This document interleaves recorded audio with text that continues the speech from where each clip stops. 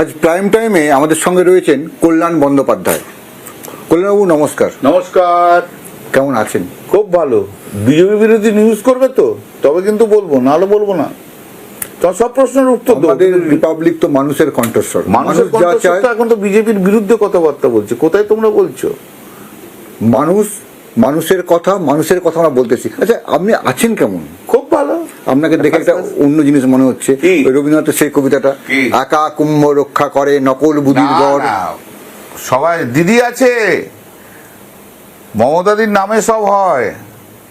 রাস্তায় নামবে পরের সপ্তাহ থেকে, তারপর দেখবে তুমি। কোথায় আপনি একা? না, আমি কেন একা ব্যাটিং করছেন? আরো অনেকে আছে, আরো অনেকে করছে। কি বলছো? অনেকে কাজ করছে। তবে কি, হ্যাঁ এটাও ঠিক, কিছু তো সুযোগ সন্ধানী থাকে। হাওয়া বদলের হাওয়া খেতে ভালোবাসে, পালা বদলের পালা তারা দেখতে ভালোবাসে, করতে ভালোবাসে। তাদের কথা বাদ দিয়ে আর সব আছে। একটা জিনিস জেনে রাখবেন যে পশ্চিমবাংলার মানুষের কাছে এখনো মমতা বন্দ্যোপাধ্যায়ের গ্রহণযোগ্যতা অনেক বেশি। 4% মাত্র ডিফারেন্স ছিল। আর এই যে 25 দিনে এই যে 4%-এর ডিফারেন্স থেকে না কমে এখন 2% হয়ে গেছে। কাকুলি সম্পর্কে কি ভাবছেন? কাকুলিকে মনে আছে? কেন মনে থাকবে না? কোথায় আছে? কোথায় আছে মানে? কোথায় আছে? তো গোটা পৃথিবীতে কাকুলি আর কল্যাণ, কাকুলি আর কল্যাণ। কোথায় আছে সেটা তোমরা খবর রাখবে। তৃণমূলে নেই আর? না, আমি জিজ্ঞেস করছি কোথায় আছে। তৃণমূলে নেই? আমি জিজ্ঞেস করছি কোথায় আছে। আপনি বলুন। আপনার আরে তোমরা বলবে তো, তোমরা তো খবর রাখো ভালো। কাকুলি কত কিন্তু কথা একটা জিনিস জেনে রাখো, আমাদের তো একটা বদনাম অনেকের জন্য হয়েছে, এটা ভাবতে হবে। আপনার বদনাম দিয়েছে কাকুলি? আরে ওটা ছেড়ে দাও, আমাকে তো কেউ বলেনি ঘুষ খেয়েছি। ওকে বলে যে ঘুষ খেয়েছে। খারাপ কথা বলেন। ও তো তার চেয়ে বেশি খারাপ কথা বলে। ও যে কি বলে, ল্যাঙ্গুয়েজ গুলো বলবো নাকি? ল্যাঙ্গুয়েজ না বলুন। অনেক খারাপ কথা। ও তুমি কি আমার সঙ্গে একদিন ধরে দেখেছো কোনোদিন খারাপ কথা বলেছি? না, আমি শুনিনি, উনি শুনেছেন। না, ও শুনতে পারে। ও তো 1986 সাল থেকে আমাদের আলাপ রয়েছে। তা আমি ওকে খুব ভালো করে চিনি। ও যা মুখ দিয়ে কথা বলে তো ভাবা যায় না। ওর তো একটা কমন কথাই আছে, একটা সেটা দিয়ে শুরু করে। ছেড়ে দাও, ওনার জন্য আমি ইয়ে নই। আপনাকে বলছে মিসোজিনিস্ট, কি ইংলিশ কথা? বাবা রে বাবা, এটা 4th মের পর বলতে হলো? 4th মের আগে কখনো বলতে পারোনি? হঠাৎ 4th মের পর কেন বলতে হচ্ছে সব কথা? কেন? আমি যদি খারাপ কিছু করে থাকি, খারাপ কিছু বলে থাকি, তো 4th মের পরে তো বলিনি। যা বলেছি আগে বলেছি। তা তখন বলেনি কেন? তখন স্পিকারকে লিখলো না কেন? হাউসে বলেছি বলছে তো। ও তো হাউসেই আসতো না, ওকে বলবো কখন? অ্যাটেন্ডেন্সটাই তো কম। আবার যখন আসতো একটুখানি থাকতো, চলে যেত। উনি আমাদের দলের থেকে এই যে চেয়ারম্যান প্যানেল থাকে না হাউসে, উনি চেয়ারম্যান প্যানেলে রয়েছেন। কটা দিন বসেছেন খবর নিয়ে দেখুন তো, কারণ হাউসেই থাকে না। না, বলছে আমি একা নই, দলের মেয়ে সাংসদরাও আপনাকে পছন্দ করে না। সেটা তো ওরা বলবে, ও তো তাদের হয়ে ব্রিফ নেয়নি। উনি কি তাদের হয়ে ব্রিফ নিয়েছেন, না তারা কিছু বলেছে? হিয়ারসের উপর দিয়ে কিছু হয় না। হিয়ারসে এভিডেন্স হ্যাজ নো ভ্যালু। 86 সাল থেকে আপনার সঙ্গে আছে, আপনার সঙ্গে কাজ করছে, একসঙ্গে আপনি দল করছেন, এত কথা হচ্ছে, হঠাৎ করে উনি বলছেন কেন 4th মের পর? কেন? নিশ্চয়ই কোনো গ্রাউন্ড তৈরি করার চেষ্টা করছে। গ্রাউন্ড মানে অন্য কোথাও যাওয়ার চেষ্টা? আমি সেটা বলতে পারবো না। বলতে পারবেন? তাহলে উনি যে কথাগুলো বলছেন, দলের মধ্যে গণতন্ত্র নেই, দলের কিছু কিছু নেতা চুরি করে, দলের মধ্যে এটা খারাপ। আপনি কি ওনার কথাগুলো আইপ্যাকের, যেমন একটা কথা বলছে আইপ্যাকের ব্যাপারটা, এইগুলো আপনি কি নিজে অস্বীকার করেন? দেখো, তাহলে একটা একটা করে বলি। বলুন। আইপ্যাককে আমি সাপোর্ট করিনি 2022 থেকে বলছি।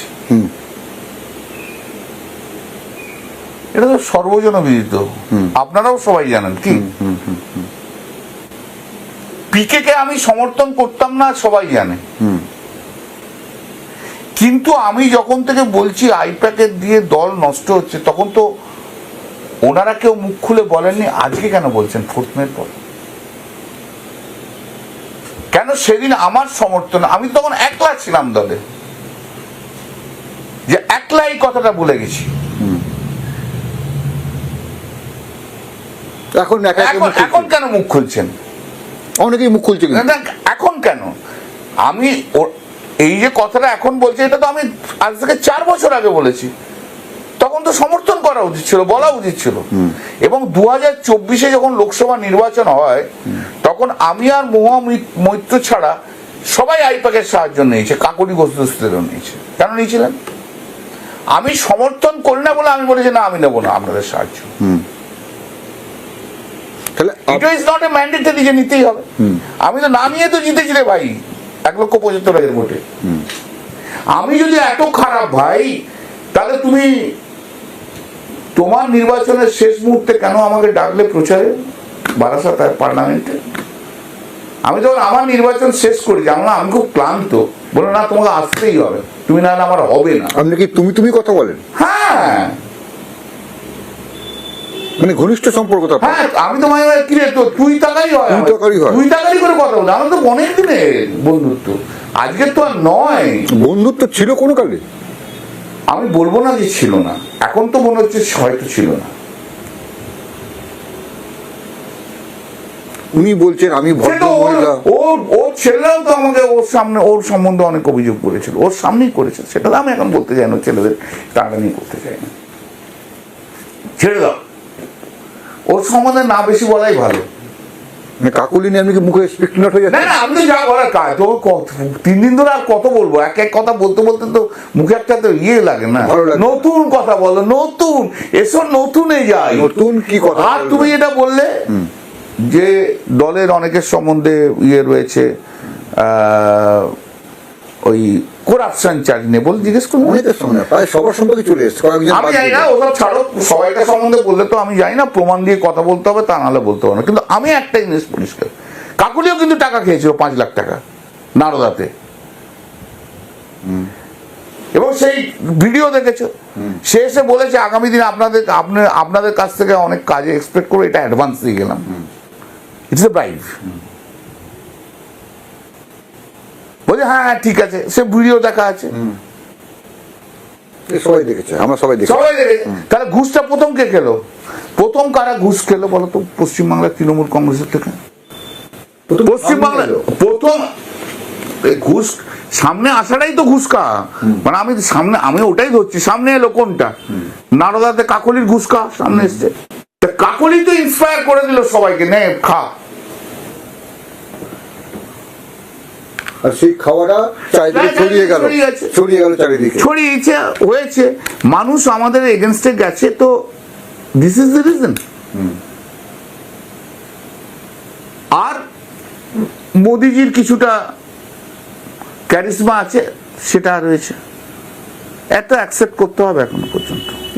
আমি বলছি এই যে হারলেন মানে সমূলে পতন, এই জায়গাটা তৃণমূলের দুর্নীতি, তৃণমূলের লোকদের নির্বাচনে ভুল, অথবা তৃণমূলের আত্ম অহংকার, আমরাই শ্রেষ্ঠ কথা। দেখো, সমূলে পতন তো আমি মানতে পারছি না। তুমি সিটের সংখ্যা ধরলে তুমি বলছো সমূলে পতন, ভোটের পার্সেন্টেজে 4%-এর ডিফারেন্স। এই অঙ্কটা তো মানে আমরা সিটটা দেখছি না না, সিট দেখতে হলে ভাই সবই দেখতে হবে, সেটা তো গতবারের হয়েছিল। তোমার কনভিনিয়েন্টলি তুমি একটা দেখবে, সেটা তো হতে পারে না।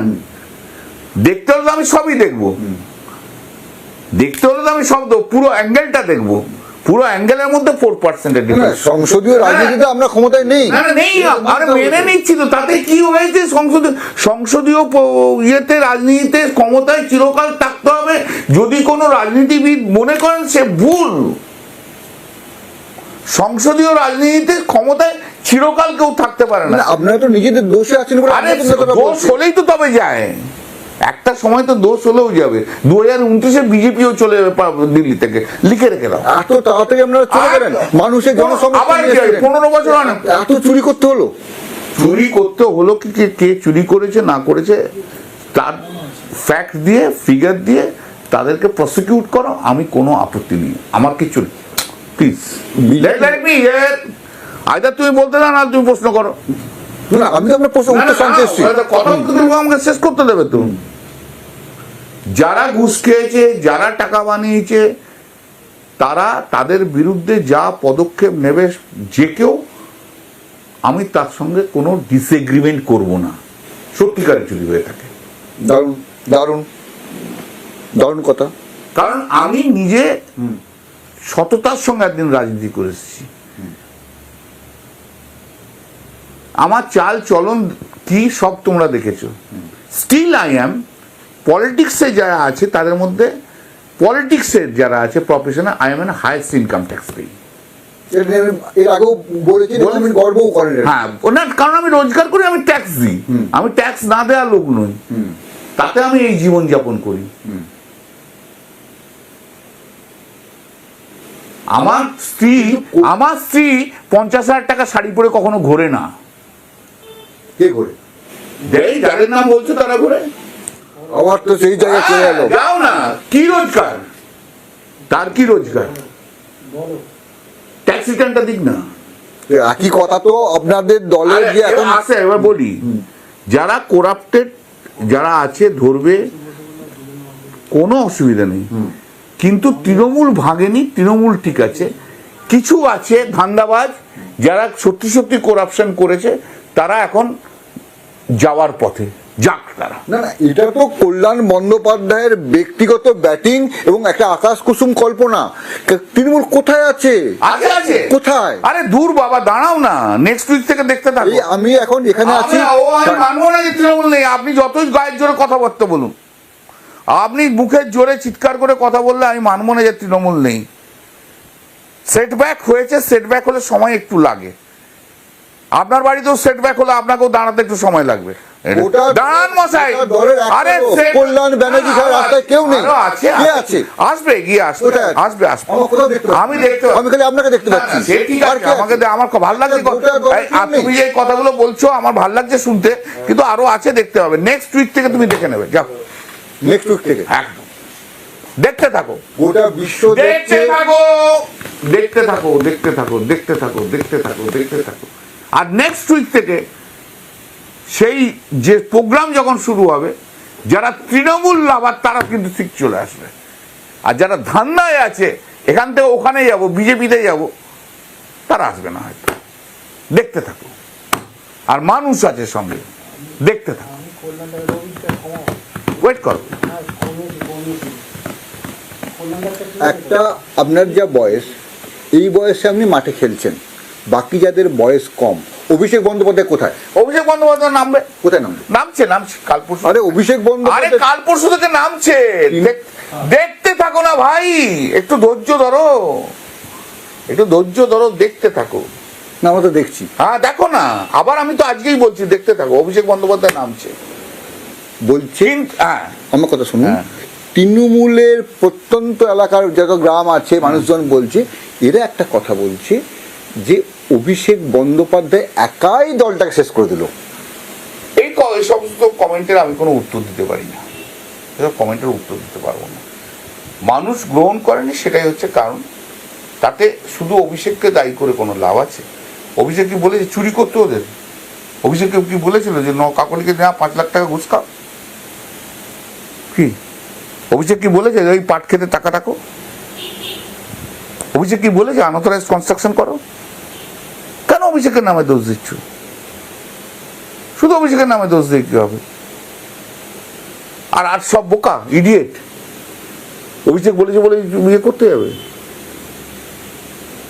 আর সব কি মানে এতই অভিষেক যা বলবে তাদের কাছে তা বানিয়েছিল? হ্যাঁ, অভিষেক কি বলেছে যে বাগান বাড়ি বিশাল বড় করো? তো অভিষেকের নামে দোষ দিচ্ছ কেন?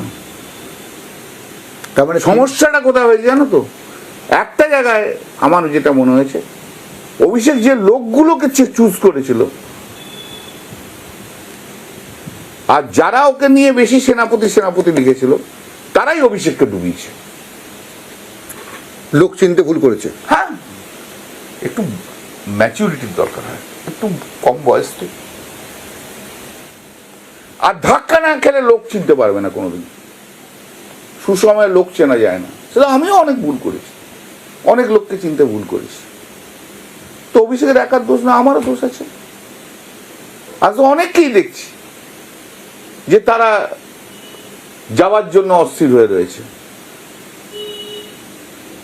তারা যে এত গ্রিডি আমি কি করে জানবো? তো বা অভিষেকই বা কি করে জানবে? অভিষেককে একা দোষ দিয়ে কোনো লাভ নেই।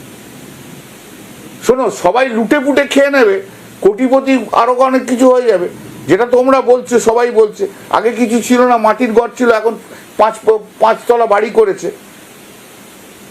নিজে লুটে পুটে খেয়ে নিয়ে এসব করে নেবে, আর অভিষেককে দোষ দেবে, এটা হতে পারে না।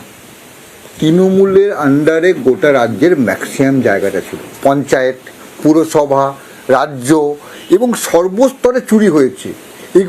এই খবরটা এখানে অব্দি এলো না। 2029-এর পরে বুঝতে পারবে যে বিজেপির কত চোর আছে সারা ভারতবর্ষ ব্যাপী।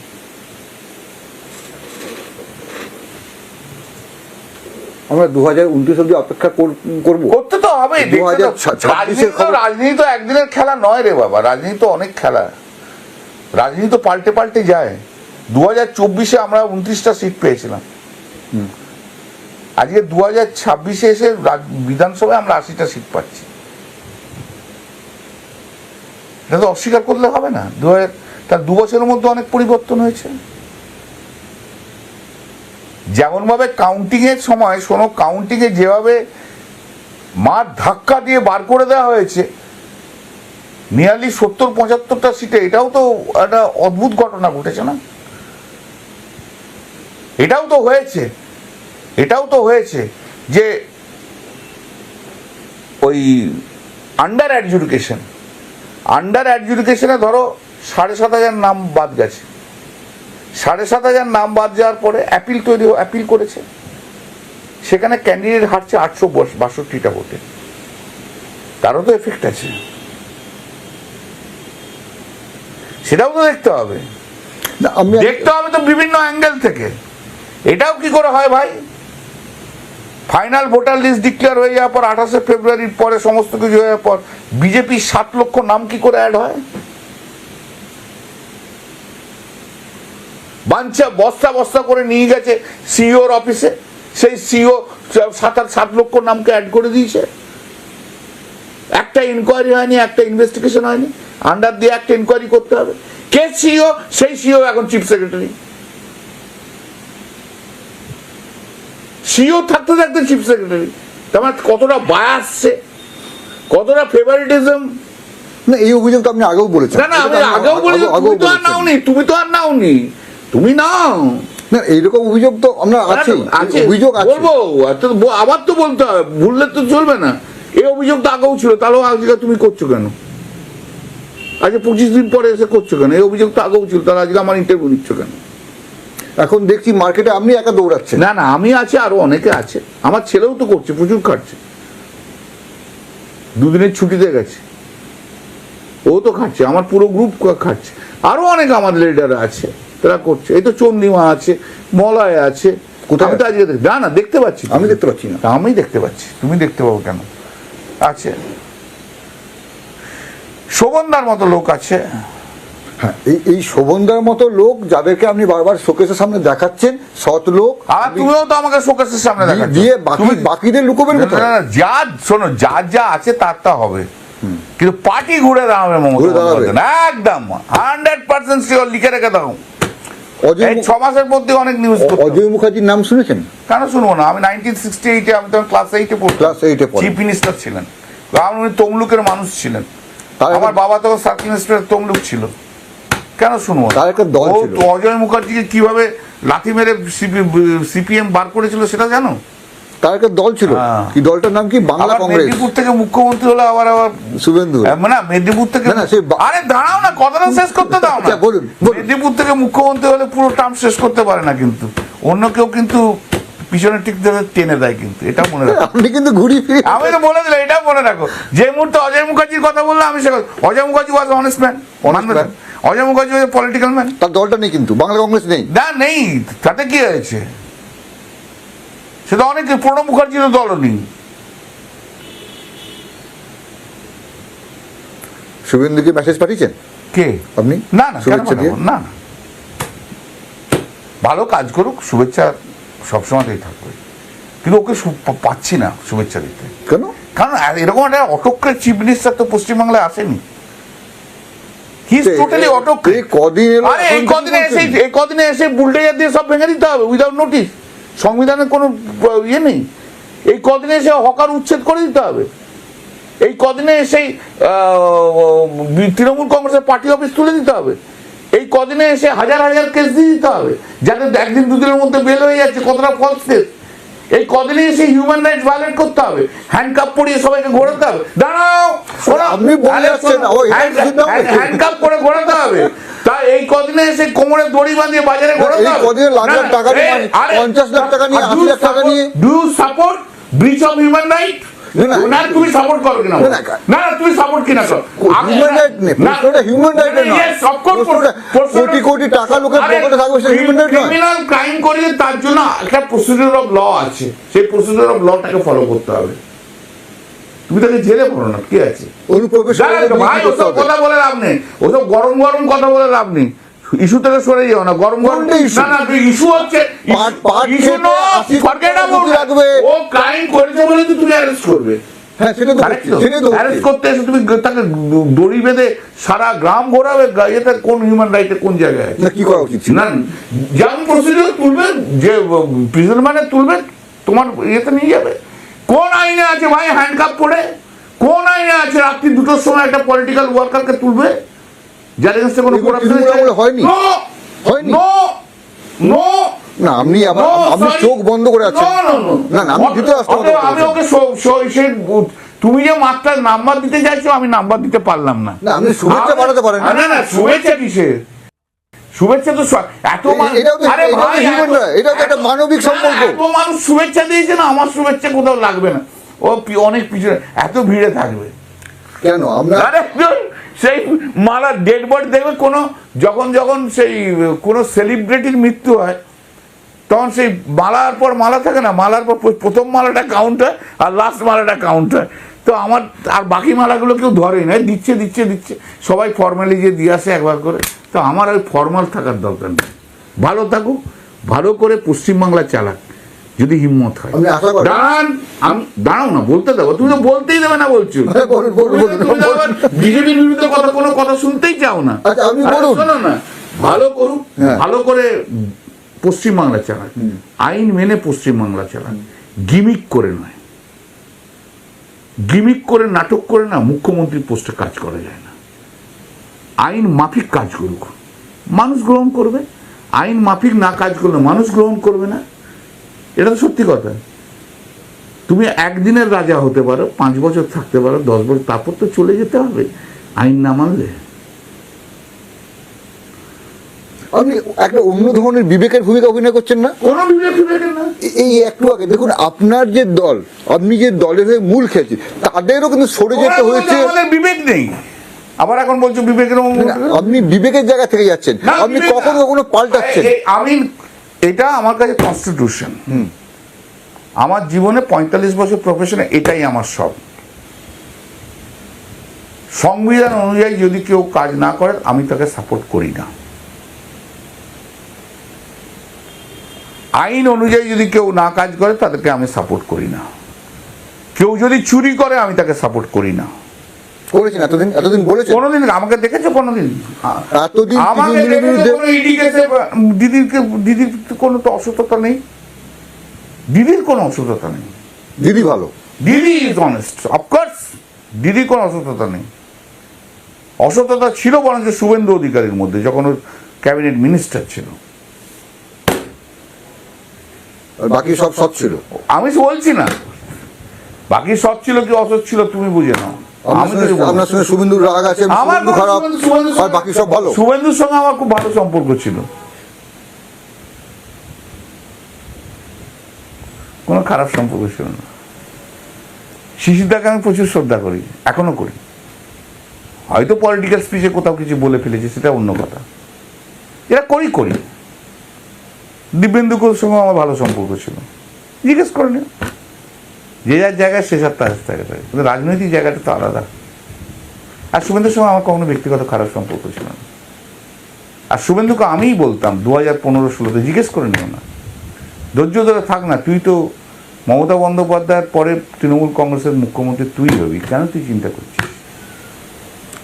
জিজ্ঞেস করে নাও না। কি হলো? তোমার সঙ্গে তখন বহুত কাছের সম্পর্ক, তোমার প্রেম প্রীতির সম্পর্ক তোমাদের। তোমার তো ওর নিজের লোক একদম খত লোক, এখনই যে বলে দেবে, এখানে একটু মেসেজ করবে, এখান থেকে বসে সঙ্গে সঙ্গে উত্তর দেবে। জিজ্ঞেস করে না আমি বলেছি কিনা। আমি সততার সঙ্গে কথা বলি। কিন্তু আজকের শুভেন্দু অটোক্রেট শুভেন্দু।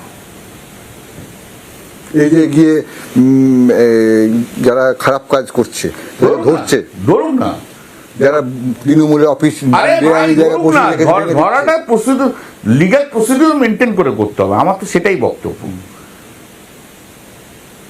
ধরার সময় আবার আইনের মানে ব্রিচ অফ ল হলে হবে না, ব্রিচ অফ হিউম্যান রাইট হলে হবে না। তাতে সস্তায় কিছুদিনের জন্য হাততালি পাওয়া যায়। ইন্টারন্যাশনালি কিন্তু উনি খারাপ হয়ে গেছেন, এটুকু তোমায় বলে দিলাম। ইন্টারন্যাশনাল হিউম্যান রাইটের চোখে, হিউম্যান রাইট যে অর্গানাইজেশন আছে তার চোখে উনি খারাপ হয়ে গেছেন।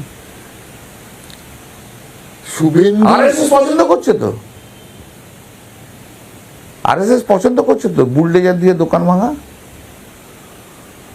আরএসএস পছন্দ করছে তো গরিব মানুষগুলোকে হকার থেকে তুলে নিয়ে ফেলে দেওয়া। আরএসএস পছন্দ করছে তো হ্যান্ডকাপ পরিয়ে ঘুরিয়ে নিয়ে বেড়ানো। আরএসএস পছন্দ করছে তো কোমরে দড়ি দিয়ে ঘুরে বেড়ানো।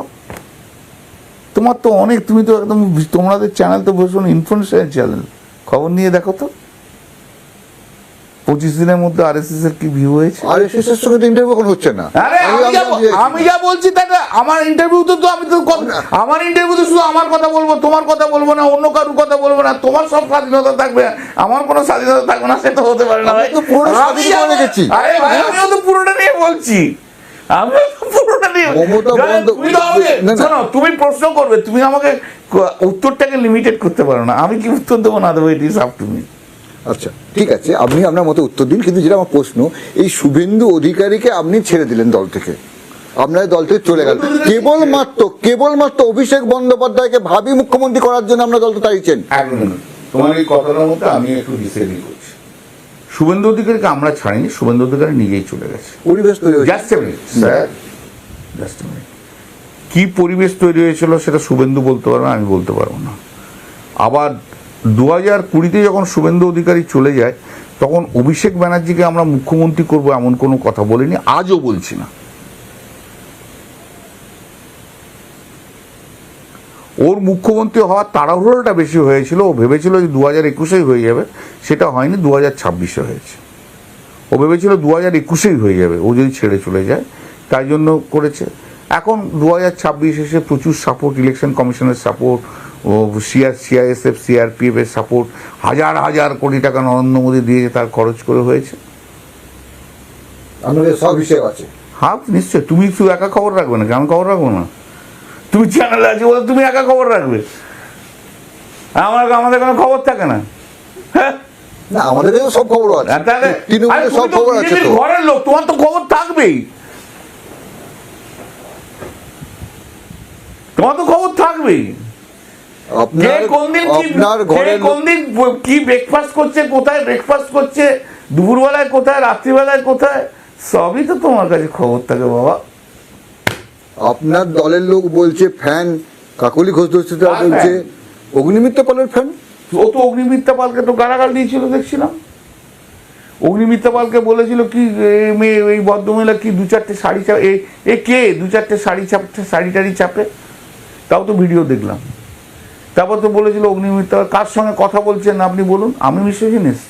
তা উনি কি? অগ্নিমিত্রা পালকে যেভাবে পাবলিকলি হ্যারাস করেছে, তা উনি কে? মিসোজিনিস্ট? আমাকে দেখাতে পারবে কোথাও পাবলিকলি আমি কিছু বলেছি? উনি তো পাবলিকলি বলেছেন অগ্নিমিত্রা পালকে। ফ্যান বলছে, এখন বলতে পারে। আমি অগ্নিমিত্রা পালকে ভালো করে চিনি। ওনার বাবার নাম অশোক রায়, উনি আমার জামাইবাবুর বন্ধু ছিলেন।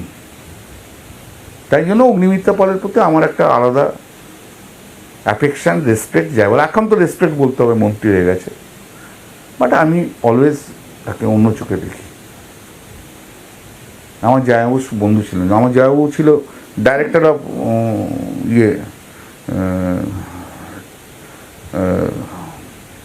ফুয়েল রিসার্চ, আর ডক্টর অশোক রায়, ওনারা একসঙ্গে পড়াশোনা করেছিলেন খ্রিস্টান কলেজ এরকম একটা খ্রিস্টান কলেজ বাঁকুড়ার।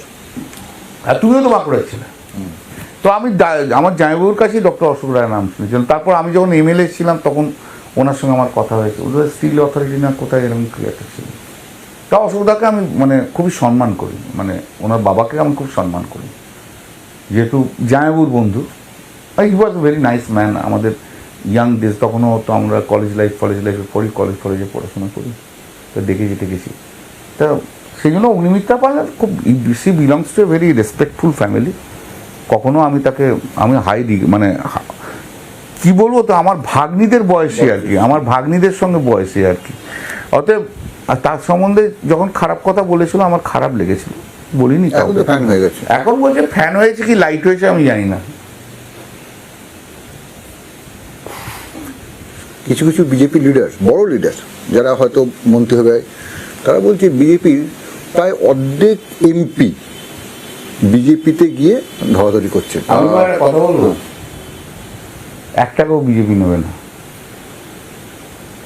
নেবে না? তাহলে কেন নেবে? বিজেপির বক্তব্য তো হচ্ছে, বা তোমাদের বক্তব্য হচ্ছে তো এই থোল তৃণমূল করাপ্টেড। বিজেপির না তুমিও তো একটু আগে বললে, বিজেপির বক্তব্য তুমিও তো একটু আগে বললে।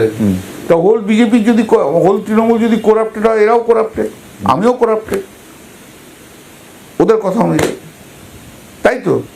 তাই এই করাপ্টেড লোকদের নিয়ে গিয়ে কি বিজেপিতে যে কোনো লাভ হবে? কারণ যাদের বিরুদ্ধে লড়াই করেছিল তারাই যাবে বিজেপিতে। আর শ্রমিক যতই বলুক না ভালো কাজ, শ্রমিকের কথার কোনো দাম নেই। শ্রমিক এখানে বললেও কি হবে? শ্রমিকের কথার কোনো দাম নেই। শ্রমিক একটু শক্তি চট্টোপাধ্যায় বলবে, আর তার কোনো কন্ট্রোল নেই কোনো পার্টির ওপর। ও শক্তি চট্টোপাধ্যায়ের কবিতা পড়বে, আর ও বিজেপির কর্মীরা সব তৃণমূলকে প্যাঁদাবে। শ্রমিক চট্টোপাধ্যায়ের মানে সবচেয়ে বড় কপাল কাজ জানো? 36 ইঞ্চি কপাল কাজ জানো? শ্রমিক ভট্টাচার্য। সারাদিন কখনো সিপিএমের বিরুদ্ধে লড়তে হলো না, কখনো কিচ্ছু করতে হলো না। হ্যাঁ, এমন সময় প্রেসিডেন্ট হলো। আর শ্রমিককে তুমি জিজ্ঞেস করো, শ্রমিক প্রেসিডেন্ট হওয়ার 3 মাস আগে আমি বলছি, শ্রমিক এবার তুমি প্রেসিডেন্ট হবে। কিন্তু কি বলছেন দাদা? আমরা দেখে নিও, আর শ্রমিক প্রেসিডেন্ট জিজ্ঞেস করে নিও না। ওই আমরা সব একটু সিগারেট খাওয়ার পার্টনার তো, অনেকেই গল্প।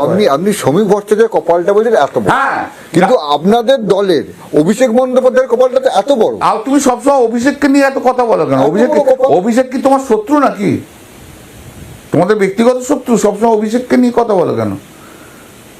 তুমি শ্রমিক ভট্টাচার্যের বিরুদ্ধে কথা শুনতে পারবে না, তুমি শুভেন্দু অধিকারীর বিরুদ্ধে কথা শুনতে পারবে না, তুমি কারোর বিরুদ্ধে তোমার যা কিছু বলো সঙ্গে সঙ্গে অভিষেকই তোমাদের এজেন্ডা। তার মানে অভিষেকই যদি একমাত্র এজেন্ডা হয়, তাহলে প্রমাণিত যে অভিষেক একজন সাকসেসফুল পলিটিশিয়ান। আপনি বলছেন তোমার না, এটা তো মারাত্মক কথা হয়ে গেল। কল্যাণ ব্যানার্জি ওকালতি ভাষায় বলছেন, এটা হলো এটা। আমি বলছি তো, তুমি যদি সব ইস্যুতে অভিষেক ব্যানার্জিকে নিয়ে আসো, তাহলে অভিষেক ব্যানার্জিকে তুমি গুরুত্ব দাও। গুরুত্ব দেওয়া উচিত না অতটা। না, তুমি তাহলে গুরুত্ব দাও এজ এ পলিটিশিয়ান। দলটা ভাঙলো কার জন্য ভাঙলো? দলটা হয়তো তুমি বলছো গোটা তৃণমূলটাই করাপ। গোটা তৃণমূলটাই করাপ হলে অভিষেককে আলাদা করে বলার কি আছে? তা সবাইকার জন্য হয়ে গেছে, শুধু অভিষেক দেয় কেন? শুধু অভিষেককে কেন তুমি টার্গেট করবে? তুমি একদিকে বলবে যে পুরো তৃণমূলটা করাপ, আবার আলাদা করে অভিষেককে নিয়ে আসবে, তা তো হতে পারে না। পুরো তৃণমূলের কোরাপ 5 টাকা গেলেও হলেও কোরাপ, 5 লাখ টাকা গেলেও কোরাপ, 5 কোটি টাকা গেলেও কোরাপ। আমি এইটুকু তোমার প্রশ্ন উঠতে পারছি যে অভিষেক রাস্তায় নামলে আগামী দিনে কিন্তু বিজেপি খুব ডেঞ্জারাস পজিশন। নামছে না কেন?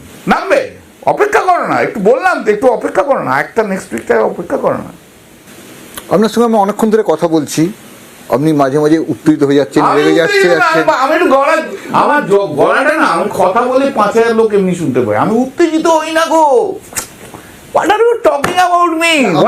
How do you know about me? এত সহজে 15 মিনিট আমার সামনে বসে থাকলে তুমি আমাকে বুঝতে পারবে না।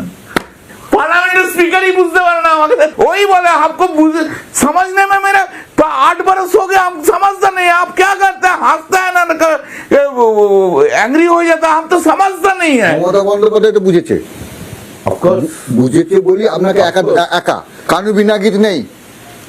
এটা যদি বলে থাকো তাহলে দিদিকে আমি অসীম শ্রদ্ধা জানাই যে আমার উপর বিশ্বাস রাখে, এবং আমি দিদির পাশে থেকে দলের পাশে থেকে আগামী 1 বছরের মধ্যে মমতাদিকে সামনে নিয়ে তৃণমূলকে পশ্চিমবাংলায় দাঁড় করিয়ে দেবো। আর যারা যাবার তারা চলে যাক। We don't want any corrupted person to remain. Power hanger যারা করে, যারা পাওয়ারে যাওয়ার, এই ওখানে যেতে হবে, কত লোককে ভাগাবে? কত লোককে তাড়াবে? আরে ছাড়ো, গাছের পাতা ঝরে, গাছের থেকে পাতা ঝরে। আমরা হচ্ছে তৃণমূল। ঘাস গজায়, ঘাস শেষ হয়, ঘাস মরে, কিন্তু নতুন নতুন ঘাস প্রতিদিন জেগে ওঠে। আর সেই যাদের চুল পাকা সেই লোকগুলো লড়াই করছে। হ্যাঁ, সেই লড়াই, সেই লোকগুলো চলে যাচ্ছে। তো তুমি তো বলছো এর নাম ওর নাম, ওরা চলে যাচ্ছে, এতজন এমপি যাচ্ছে, এতজন এমএলএ যাচ্ছে, এতজন কাউন্সিলর যাচ্ছে, তুমিই তো বলছো, আমি তো বলছি না, তুমিই বলছো। তা তোরা চলে যাক, যেতে দাও। আমরা আলটিমেটলি কি হবে জানো তো, এগুলো ওখানে বিজেপিতেও না হবে না, না ঘাটকা না ঘাটকা, বন গায়া ধোবি কা কুত্তা। কল্যাণ বন্দ্যোপাধ্যায়ের সঙ্গে কথা বললাম, উনি প্রচন্ড আশাবাদী। আদতে ওই প্রথম যখন শুরু করেছিলাম ইন্টারভিউটা, একটা কথা বলেছিলাম, একা কুম্ভ রক্ষা করে নকল বুদির গড়, সেই রকম তিনি লড়ে যাচ্ছেন, একা ব্যাটিং করছেন। ওনার মনোমতো প্রশ্ন না হলে উনি রেগে যাচ্ছেন, চিৎকার করছেন, তবুও লোকটা সততার সঙ্গে একটা কথা বলছেন, লড়াই চালিয়ে যাবেন। তৃণমূলে এই মুহূর্তে এই কথাটা বলার লোক খুব কম। আজকে এই পর্যন্ত, এরপর একটা বিরতির পর ফিরে আসছি অন্যান্য খবর নিয়ে।